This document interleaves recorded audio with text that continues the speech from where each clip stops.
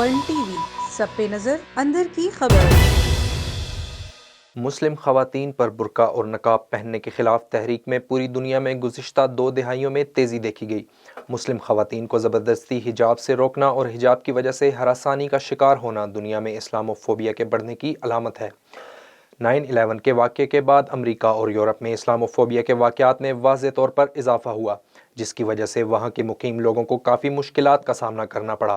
اسلامو فوبیا کے ساتھ ساتھ حجاب فوبیا بھی پہلے یورپ اور اب پوری دنیا میں پھیلتا جا رہا ہے۔ اس کا آغاز 2003 میں ہوا جب پہلی مرتبہ جرمنی نے حجاب پہننے پر پابندی لگائی اور اس کے بعد Austria, France, Belgium, New Zealand, Spain, Denmark اور بلغاریہ نے بھی حجاب پر پابندی لگا دی۔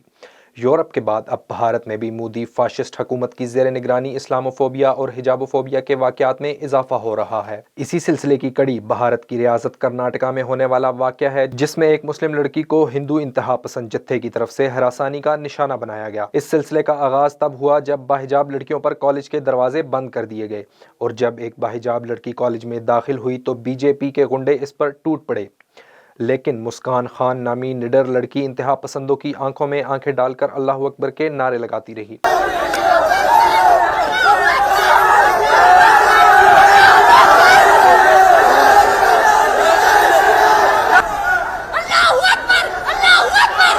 گزشتہ 1.5 ماہ سے کئی کالجوں میں حجاب پر طالبات اور انتظامیہ کے درمیان اختلاف جاری ہے، اور یہ معاملہ اب ہائی کورٹ میں ہے۔ ہائی کورٹ میں جمع درخواستوں میں کہا گیا ہے کہ مسلم لڑکیوں کو حجاب پہننے سے روکا نہیں جا سکتا کیونکہ یہ ان کا بنیادی حق ہے۔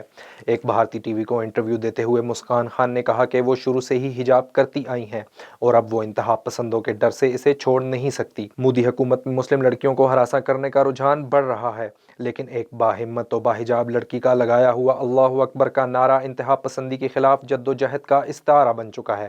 کیمرہ مین آصف علی کے ساتھ اسامہ بھٹی، A1 TV، اسلام آباد۔ A1 ٹی وی، سب پہ نظر اندر کی خبر۔